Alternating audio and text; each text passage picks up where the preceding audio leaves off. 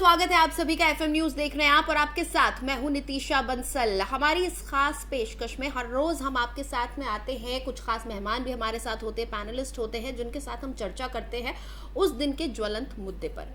और बीते कुछ दिनों से हम ये देख रहे हैं कि जितने लोगों के पास मुद्दे नहीं होते हैं चर्चा के लिए, क्योंकि ऐसा कहा जाता है कि बातें तो कभी भी कितनी भी बना सकता है इंसान, लेकिन जितनी बातें नहीं आजकल हमारे पास करने के लिए, उससे कहीं ज्यादा नोटों के ढेर धन कुबेरों के घर लगे हुए हैं। जी हाँ, कभी पश्चिम बंगाल में तो कभी महाराष्ट्र में, कभी कन्नौज में नोटों के ढेर मिल रहे हैं। इसी कड़ी में महाराष्ट्र में एक बार फिर एक धन कुबेर का खुलासा हुआ है, और इस बार रेड डाली है आईटी विभाग ने, यानी कि आयकर विभाग ने। ये रेड भी बहुत ही अनोखे अंदाज में डाली गई।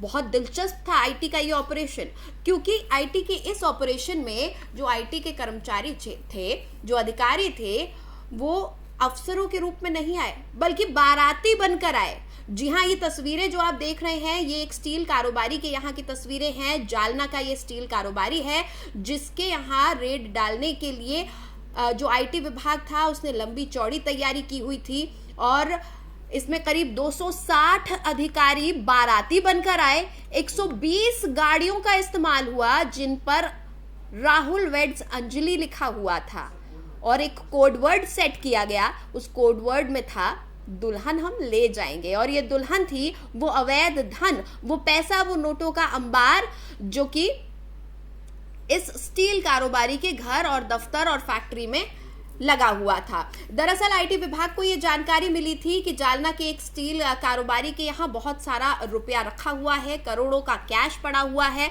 और ये कैश के बारे में, इस कैश के बारे में कोई जानकारी दस्तावेजों में नहीं दी गई है। इसके बाद आईटी विभाग ने इसकी पूरी छानबीन करी। प्रॉपर प्लानिंग के बाद बंटी बबली अंदाज में आईटी विभाग इस स्टील कारोबारी के यहाँ छापेमारी करने गया। इस छापेमारी के बारे में कोई जानकारी लीक ना हो, इसके लिए आईटी विभाग ने मुंबई, पुणे, नासिक, इस तरह से टीम बनाई। नासिक और पुणे से थाने के भी अफसर बुलाए गए, और इन तमाम अफसरों को मिलाकर 260 अफसरों की एक टीम बनाई गई, और फिर इन सभी गाड़ियों को लेकर एक वक्त पर इस स्टील कारोबारी के घर, दफ्तर और फैक्ट्री पर रेड मारी गई, ताकि किसी को अंदाजा भी ना हो और इस ऑपरेशन को सफलतापूर्वक अंजाम दिया जा सके। आपको बता दें, इस पूरे मामले में औरंगाबाद के एक बिजनेसमैन को भी घेरे में लिया गया है, उसका नाम भी सामने आ रहा है। तो इसी पर आज हमारी ये खास चर्चा है। हमारे साथ कुछ मेहमान भी जुड़ गए हैं, हम उनसे बातचीत करेंगे और जानने की कोशिश करेंगे कि आखिर क्या वजह है कि एक के बाद एक ये तमाम रेड पड़ रही हैं, और लगातार जो लोग हैं, विपक्ष तो ये कह रहा है कि ईडी की, आईटी की ये जो तमाम छापेमारी की कार्रवाइयां हैं ये बदले की राजनीति है। तो फिर हम ये जानने की कोशिश करेंगे कि ये नोटों का अंबार आखिर आ कहां से रहा है, क्यों ईटी और ईडी की बात करें चाहे आईटी की बात करें, कैसे ये छापेमारियां हो रही हैं। इन्हीं तमाम चीज़ों को लेकर हम बात करेंगे। हमारे खास मेहमान हमारे साथ जुड़ चुके हैं, उनका तारुफ हम करवा देते हैं। विजय कौशिक जी हमारे साथ कांग्रेस से जुड़े हुए हैं, साथ ही बीजेपी का पक्ष रखने के लिए राजेश झा हमारे साथ जुड़े हुए हैं। कुछ ही देर में हमारे साथ एक सीनियर जर्नलिस्ट भी जुड़ेंगे, अरुण पांडे जी, उनसे भी हम आगे अपनी चर्चा जारी रखेंगे। फिलहाल विजय जी और राजेश जी मेरे साथ जुड़ चुके हैं। बहुत बहुत स्वागत है सर आप दोनों का।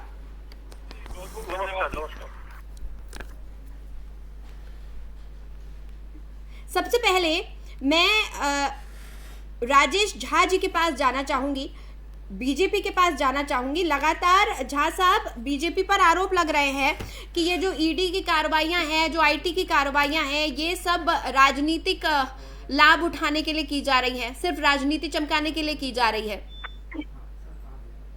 देखिए, इनके पास कोई मुद्दा नहीं होता है बात करने का। जी, इन्हें सबूत देना होगा कि क्या सरकार ने ही इनके घर में जाके नोटों का बंडल रख दिया। इनके पास 50 करोड़ 100 करोड़ घर से निकलते हैं, अलमीरे से निकलते हैं, दीवार तोड़ने से निकलते हैं, हर जगह से निकल रहे हैं। इतने कैश, इतना आभूषण, इतना सोना, इतना चांदी, क्या सरकार ने ही इनके घर में रख दिया है? ठीक है। वास्तविकता ये है, हाँ। वास्तविकता ये है कि जो भी प्रदेश में सरकार मिलजुल कर सरकारें चला रहे हैं, गठबंधन सरकार चला रहे हैं, वहां पर लॉ एंड ऑर्डर बिल्कुल काम नहीं कर रही है और लूट मचा के रखा हुआ है। जिस तरह जंगल राज आपने देखा था, वही जंगल राज की तरह ये बढ़ रहे हैं। करप्शन चरम सीमा पे है। आईटी अपना काम कर रही है, ईडी अपना काम कर रही है, सीबीआई अपना काम कर रही है। ठीक है, एक बार विपक्ष से भी पूछ लेते हैं। विजय कौशिक जी, आप यहाँ पर जब आए हैं तो सबसे पहला मेरा सवाल तो यही होगा कि तमाम जो विपक्षी पार्टियां हैं, तमाम लोग हर कार्रवाई पर यही कह रहे हैं कि ये सब जो है बदले की राजनीति की जा रही है। अब एक सवाल मेरा यहाँ पर है, और बीजेपी ने भी अभी वही सवाल किया, राजेश झा जी ने भी यही सवाल किया कि अगर ये सब बदले की राजनीति है तो फिर ये नोटों का अंबार, ये ढेर आ कहाँ से रहा है? देखिए, सबसे पहले तो मैं आपसे ये कहना चाहता हूँ कि एक पुरानी कहावत है कि प्रत्यक्ष को प्रमाण की जरूरत नहीं होती जी। जो प्रत्यक्ष में हमें दिखाई दे रहा है वो यह साबित करने के लिए काफी है कि जो मौजूदा भाजपा सरकार है वो सीबीआई और ईडी के माध्यम से सरकारें गिराने का खेल खेल रही है। अरे सर, आप खुद कह रहे हैं प्रत्यक्षम किम प्रमाणम, प्रत्यक्ष को प्रमाण की जरूरत कहाँ? तो प्रत्यक्ष तो दिख रहा है ना, नोटों का अंबार सर, 58 करोड़ रुपया, 32 किलो आभूषण, सोना, चांदी, मोती। मेरी बात तो सुन लीजिए। हाँ, अगर मान लीजिए तृणमूल कांग्रेस में 100 कार्यकर्ता हैं, हाँ, और एक के घर से कुछ माल निकलता है, तो क्या 100 के 100 जो तृणमूल के कार्यकर्ता उनको चोट ठहरा देंगे? सर, जिस तृणमूल कांग्रेस के जिस कार्यकर्ता की बात कर रहे हैं वो महज कार्यकर्ता नहीं है। अच्छा, मेरी बात सुन बेटे, मैं कब कह रहा हूँ, मैं कह रहा हूँ अगर पार्थ चटर्जी ने अवैध धन इकट्ठा कर रखा था तो उसको फांसी लगा दीजिए। कानून के मुताबिक जो कार्यवाही बनती है वो कीजिए। ठीक है, किसने रोका है? ठीक है, लेकिन जिन मुद्दों पर हम आपका ध्यान दिलाना चाहते हैं उसको जरा गौर से सुन लीजिए। ठीक है, एक मिस्टर अजीत पवार है, आपको याद हो तो महाराष्ट्र में, जो कि भतीजे हैं राष्ट्रीय कांग्रेस सुप्रीमो के। और जब महाराष्ट्र भाजपा सरकार बनाना चाहती थी तो उससे पहले फडणवीस जी कहा करते थे कि ये जो राष्ट्रीय कांग्रेस प्रमुख के जो भतीजे हैं कि भी ये जेल भेज देंगे, इनके ऊपर भ्रष्टाचार के 100 के करीब मुकदमे दर्ज है और इनको जेल भेजेंगे, और ये चक्की पीसिंग बाद में उन्हीं के साथ मिलकर इन्होंने सरकार बनाने का दावा पेश कर दिया। पहला प्रमाण ये कि भाई जिनको ये लोग भ्रष्टाचारी कहते हैं, बेईमान कहते हैं, जिनके खिलाफ मुकदमे दर्ज करते हैं, फिर 5 मिनट भी नहीं लगाते उन लोगों के साथ मिलकर सरकार। अरे सर, बात तो ये हो रही है ना, ठीक है, वो जो उसके बाद करते हैं उसको चलिए आपने कह दिया कि ये गलत है, ये राजनीति कर रहे हैं, लेकिन ये ढेर लग कहाँ से रहा है? आरोप लगाने का बीजेपी को मौका कैसे मिल रहा है? ईडी का इस्तेमाल कर कैसे पा रही है? सर, ये तो तस्वीरों में दिख रहा है ना कि करोड़ों का ढेर लगा हुआ है, 500-500 के इतने सारे नोट है, कहाँ से आई है? एक बात कहता हूँ, अभी झारखंड की सरकार गिराने के चक्कर में जो भाजपा ने जिन विधायकों को पैसे दिए थे और वो करोड़ों की रकम के साथ वो विधायक पकड़े गए पश्चिम बंगाल की सरकार द्वारा, वहां की पुलिस द्वारा, तो इससे ये साबित होता है कि भाजपा किसी भी राज्य में सरकार को गिराने के लिए किसी भी हद तक जा सकती है। खुद मोदी जी ने कहा, खुद अमित शाह जी ने कहा कि तृणमूल कांग्रेस के, कभी उन्होंने कहा कि 20 विधायक उनके संपर्क में हैं, कभी 50 विधायक कहा। और एक और सबूत देता हूँ कि मुकुल राय का नाम याद हो, जिनको तृणमूल से भाजपा में लेकर आए थे, उनके ऊपर सीबीआई की रेड पड़ी थी। उसके बाद जब वो भाजपा में आ गए तो सीबीआई ईडी की जांच कहाँ चली गई? आप बहुजन समाज पार्टी का मुद्दा देख लीजिए, आज बहुजन समाज पार्टी तो वो तो वापस टीएमसी में जा रहे हैं ना मुकुल राय जी। जी, मुकुल राय जी तो टीएमसी का दामन थाम रहे हैं, टीएमसी के साथ हैं। वापस चले गए ना? हाँ, तो वापस चले गए ना। अगर इतना ही लाभ हो रहा होता बीजेपी में आने का तो क्यों छोड़कर जाते? पता चल गया होगा, ढाक के 3 बात, कोई फर्क नहीं पड़ता मैं कहाँ पर रहूं। और बीजेपी के ऐसे लोग भी मैं आपको गिना सकती हूँ जिन पर कार्रवाइयां हुई है। ये हमेशा राजनीति की बात, सर कभी तो तर्क संगत बात कीजिए। ठीक है, मैं अरुण कुमार जी के पास जाना चाहूंगी। सर, लगातार ईडी की छापेमारी हो रही है, लगातार आईटी की रेड पड़ रही है, करोड़ों रुपया मिल रहा है, लेकिन राजनीति इस मुद्दे पर खत्म नहीं हो रही है। गरीब आदमी के पास 2 वक्त की रोटी नहीं जुटा पा रहा है, वो इतनी महंगाई बढ़ी हुई है, इतने तमाम मुद्दे हैं देश में, लेकिन ये करोड़ों का ये जो नोट है, जितने 500-500 के नोट यहाँ तस्वीरों में हम देख रहे हैं, इतनी तो शायद हमने एक बार में रद्दी भी नहीं देखी होगी। रद्दी के कागज का ढेर हमने इतना नहीं देखा होगा जितना इन धन कुबेरों के पास कैश पड़ा हुआ है।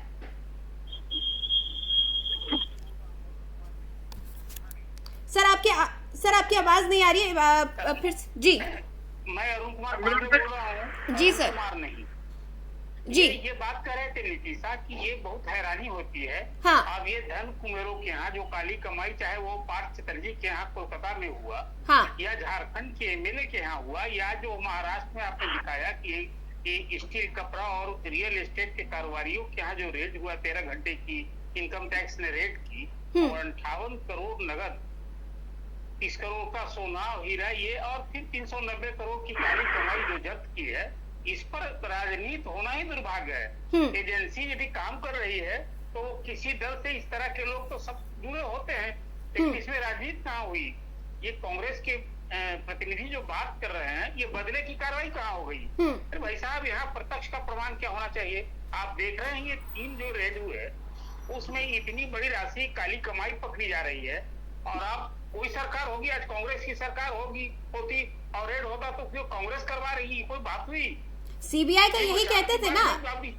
बिल्कुल अरुण सर, सीबीआई के लिए जब कांग्रेस सरकार में थी तो सीबीआई को कहा जाता था कि सरकार का तोता है। देखिए, इन लोगों को कहने की बात है, जिन लोग अभी चोर मौसेरे वाली बात नहीं होनी चाहिए, जो लोग कानून को धत्ता बता करके, हाँ। और इस तरह से आयकर कानून को धत्ता बता करके इतनी बड़ी राशि किसी के घर में 400 करोड़ की काली कमाई पकड़ी जाए, 58 करोड़ कैश पकड़े जाए, इस देश में आपने ठीक ही कहा कि आज इस देश में सब लोगों को ये हैरानी होती है इस तरह की खबर देख के और नोटों को अंबार देख करके, और इसमें राजनीति शुरू होती है। बड़ा दुखद है। इसमें तो उन्हें डिमांड करना चाहिए सभी दलों को, कठोर से कठोर कार्रवाई होनी चाहिए। और इसमें अब तो अभी इनकम टैक्स की कार्रवाई हुई है, रेड हुआ है, इसमें ईडी भी लगेगा स्वाभाविक रूप से।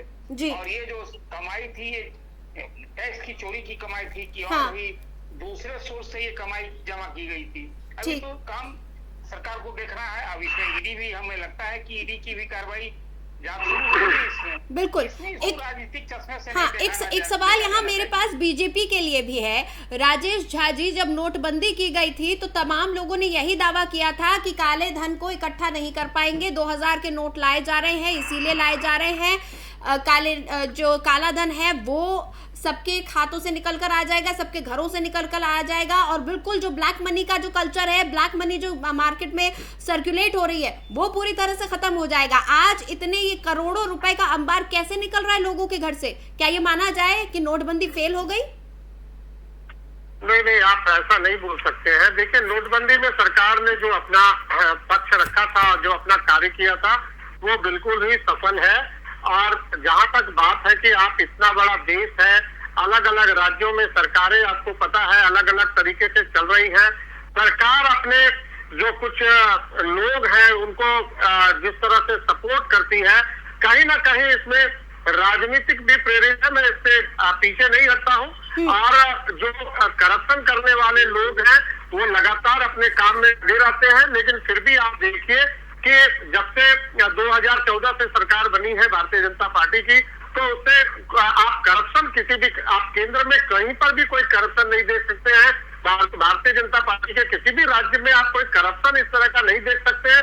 हाँ, जहां पर हुआ है उसको कठोर से कठोर सजा देना चाहिए। हमारे भाई साहब जो बोल रहे थे, मैं उनके साथ सहमत करता हूँ कि कठोर कानूनी प्रक्रिया पूरी करनी चाहिए, चाहे वो कोई भी पार्टी का हो, चाहे वो कोई भी दल का हो, कोई भी व्यक्ति हो। अगर गलत है, देश के में टैक्स की चोरी करे या देश में किसी भी तरह का करप्शन से काला धन का निर्माण करता है अपने लिए, तो उसके ऊपर कार्रवाई होनी चाहिए। रहा सवाल कांग्रेस पार्टी में, जो अभी भाई साहब बोल रहे थे कि प्रत्यक्ष को प्रमाण की क्या आवश्यकता है, तो मुझे ऐसा लगा ये बोलना चाह रहे हैं कि आपने तो देख लिया, उन्होंने काला धन किया तो छापा मार दिया।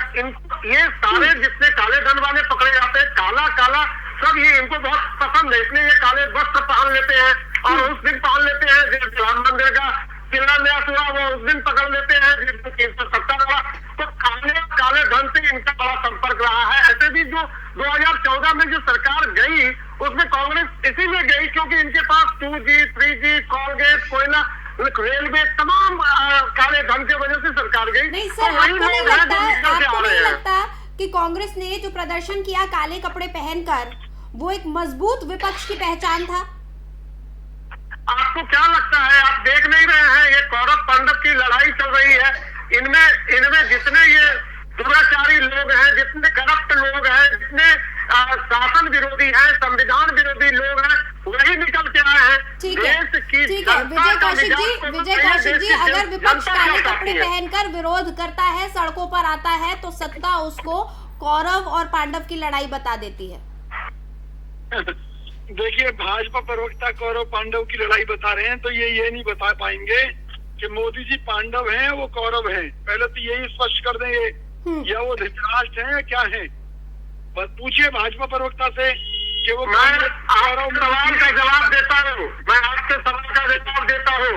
राम मंदिर का निर्माण, जब उन्होंने सवाल पूछा तो मुझे जवाब देने दीजिए। रुकिए, आप कौशिक जी झा साहब को सुन लीजिए एक बार। और मेरी जवाब तो सुनिए, पहले मेरी जवाब तो सुनिए।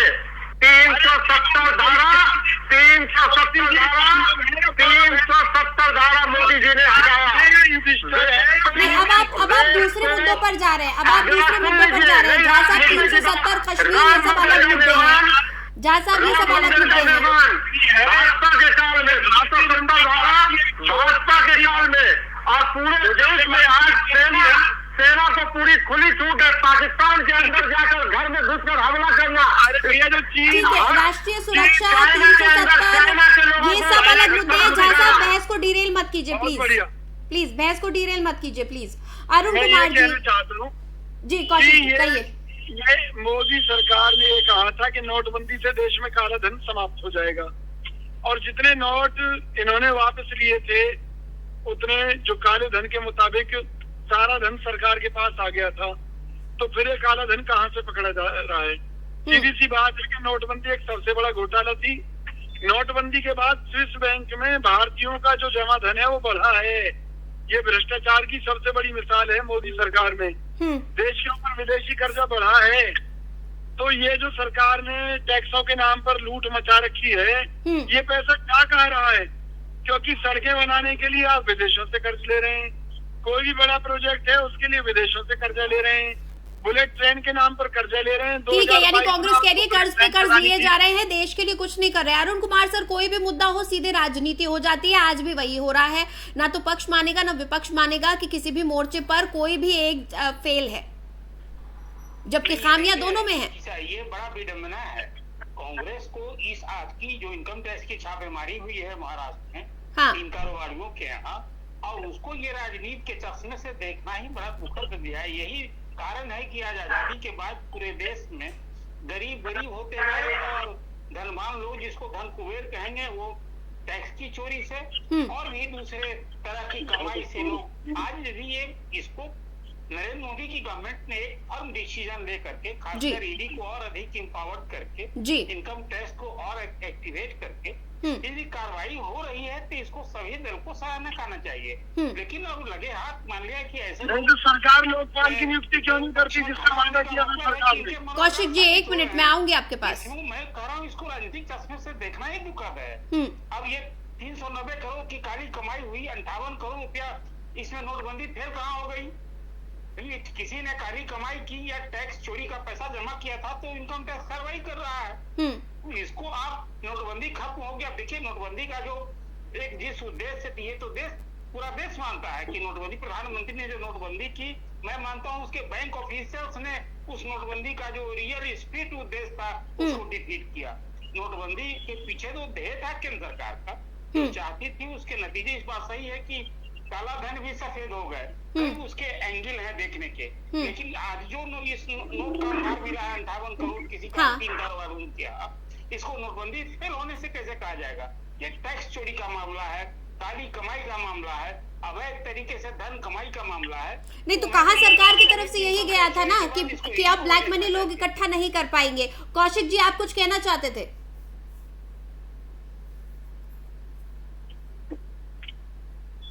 जी कौशिक जी। जी, मैं ये कहना चाहता हूँ कि जो सरकार है वो खुद घोटालों में लिप्त सरकार है, उसका पैसा उन घोटालों का कहाँ जा रहा है ये अभी इनसे डिबेट क्या करे आप बताइए। बंसल मैडम आप बताइए इनसे डिबेट क्या करे, ये क्या बात कर रहे हैं, ये आउट ऑफ ट्रैक बात कर रहे हैं, इनको पता ही नहीं है, ये दूसरे घोटाला में लिप्त है। मैं बता दो आप कौशिक जी, अगर घोटालों में लिप्त सरकार है, कौशिक जी अगर घोटालों में लिप्त सरकार है तो आप जाइए ना कोर्ट, किसने रोका है? आप कीजिए ना खुलासे, पूरा देश आपका साथ देगा।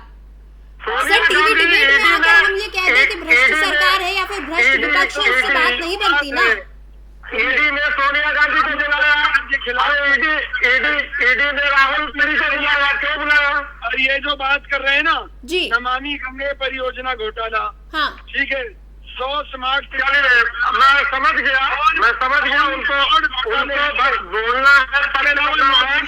महाराष्ट्र में जो लोग पकड़े गए हैं घोटाला तो घोटाला ये इन्हीं के पार्टी के लगते हैं, और वही जो पैसा है वही काला धन जो है किसी न किसी नेता के यहाँ से पकड़ा जा रहा है। कहीं पर ये अपना पैसा दिखा रहे हैं, क्यों? इनके झूठ का कोई भी पैमाना नहीं है, इसलिए सरकार से भरोसा उठ चुका है। ये महाराष्ट्र वाला आपके पार्टी से है क्या? 150 के करीब मुकदमे दर्ज हुए थे। महाराष्ट्र वाले आपके पार्टी से है जो पकड़े गए आज? ईडी ने दर्ज किए हैं और उनमें कार्रवाई कितनों में चल रही है ये खुद नहीं बता सकते। कौशिक जी, झा साहब ये पूछ रहे हैं कि आप लोग आए दिन इल्जाम लगाते हैं राजनीति करने के, तो आज जो स्टील कारोबारी के यहाँ छापा पड़ा है, क्या वो कांग्रेस से संबंधित शख्स हैं? क्यों राजनीति के आरोप आप लगाते हैं? छापेमारी की कार्रवाई सब जगह हो रही है, सब पर हो रही है, ये झा साहब का सवाल है ना। तो हमने छापों के लिए मना किया जी, और जो पकड़ा जा रहा है उसके खिलाफ जो कानूनी कार्रवाई बनती है कीजिए। बचाव क्यों कर रहे हैं? आप उनका बचाव क्यों करते हैं? आप उसके बारे में बोलिए तो 2 लाइन, कार्रवाई होनी चाहिए। आपको क्या मालूम है कि हम किस बात का विरोध करते हैं? हम इस बात का विरोध कर रहे हैं कि जो सीबीआई और ईडी का इस्तेमाल करके सरकारें गिराई जा रही हैं, विधायक आपका विरोध है कि सोनिया जी पे ईडी क्यों जाए?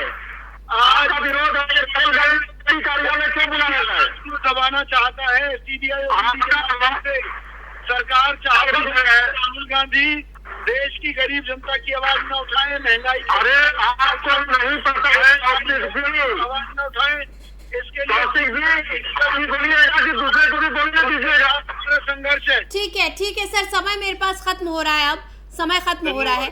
कौशिक जी एक फाइनल कमेंट अपना दे दीजिए, क्यों बार बार राजनीति के आरोप लगते हैं? ये जो नोटों का अंबार है आखिर ये कहाँ से आ रहा है? अगर राजनीति हो रही है तो ये नोट कहाँ से मिल रहे हैं? देखिए, अगर सरकार सही नीयत से काम करती, सही काम करती, तो कांग्रेस पार्टी हमेशा हर सही काम का स्वागत करती है। अच्छा। लेकिन आज जो सरकारें गिराने के लिए और भाजपा की सरकारें बनाने के लिए जो एक खेला हो रहा है ना, हाँ। ये भारतीय जनता पार्टी आज एक्सपोज हो चुकी है और देश की जनता समझ चुकी है कि ये केवल जुमलेबाज हैं, जुमलों की राजनीति करते हैं, अच्छे दिनों का वादा करके देश के बुरे दिन ला दिए, और सारी जो संस्थाएं हैं उनका दुरुपयोग ये लोग कर रहे हैं। यहाँ तक कि रिजर्व बैंक का पैसा भी जो निकाल कर ये लोग खर्च कर चुके हैं, जो कि देश के लिए कतई अच्छा नहीं है। ठीक है, झा साहब फाइनल कमेंट। देखिए, आईटी अपना काम कर रही है, सीबीआई ईडी अपना काम कर रही है। सरकार का काम है कि उनको निष्पक्ष जो है तो जांच होना चाहिए। जो लोग गलत कर रहे हैं उनके ऊपर कड़ी से कड़ी सजा हो, चाहे वो कोई भी पार्टी से ताल्लुक रखता हो। और पार्ट मिलेंगे अभी, और धन कुबेर मिलेंगे अभी। जांच प्रक्रिया जारी है, जहां पर भी कुछ गलत पाया जाएगा उसको सामने एक्सपोज किया जाएगा, और उसको ये भी एक्सपोज किया जाएगा कि वो किस पार्टी से ताल्लुक रखता है। ठीक है सर। अरुण कुमार सर, आपका एक फाइनल कमेंट। नहीं, देखिए, मैं ये मानता हूँ कि इस तरह की कार्रवाई जो केंद्रीय एजेंसियां कर रही है, चाहे ईडी, सीबीआई या इनकम टैक्स, इसको राजनीतिक चश्मे से देखना ही बड़ा एक काला अध्याय है देश के लिए। आज किसी सरकार ने, नरेंद्र मोदी की सरकार ने, यदि पहले भी इनकम टैक्स काम करता था, लेकिन ये एक बहुत इनपुट के आधार पर आज जो ये छानबीन हुई है, इनकम टैक्स का जो छापा पड़ा है महाराष्ट्र में इन कारोबारियों के यहाँ, वो एक दिन का कोई इससे इनपुट लिया गया होगा और सफलता मिली। इस रेट में आप देख रहे हैं कि 58 करोड़ कैश पकड़े गए। इसको राजनीतिक चश्मे से देखा जाना, इसको यदि कांग्रेस के प्रतिनिधि है, इसको बदले की कार्रवाई किससे बदले की कार्रवाई है? क्या टैक्स चोरों को सम्मान देना चाहिए, पुरस्कार मिलना चाहिए? उन्हें तो ठोस कठोर कार्रवाई की मांग करनी चाहिए। कि आखिर देश की व्यवस्था कैसे चलेगी? अर्थव्यवस्था में ऐसे लोग जो काला धन कमा के बेशुमार करेंगे तो पूरा सिस्टम ही फेल हो जाएगा इसका। ठीक है, इसलिए इस तरह की कार्रवाई में पूरा चश्मे से नहीं देखना चाहिए। ठीक है। हाँ, वो ईडी की कार्रवाई को बदले की कार्रवाई कैसे वेस्ट बंगाल में आज तो ममता बनर्जी भी कुछ नहीं बोल पा रही है।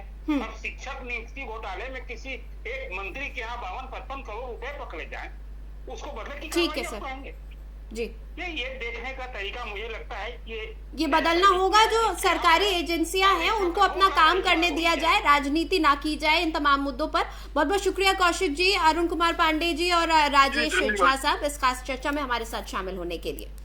तो आज एक बार फिर कार्रवाई की गई है। आज आईटी ने रेड डाली है और इस रेड में करीब 58 करोड़ रुपए कैश, 32 किलो सोना मिला है, कई करोड़ों की प्रॉपर्टीज के दस्तावेज मिले हैं और इसको अंजाम आईटी ने बहुत ही ज्यादा गोपनीय और दिलचस्प अंदाज में दिया था। इस तरह की और रेड भी आगे पड़ सकती हैं और धन कुबेरों का खुलासा हो सकता है। सवाल यही उठ रहा है कि कितने और धन कुबेर और कहां-कहां कितने और कैश लोग। इस खास पेशकश में फिलहाल इतना ही। खबरों के लिए देखते रहिए FM न्यूज।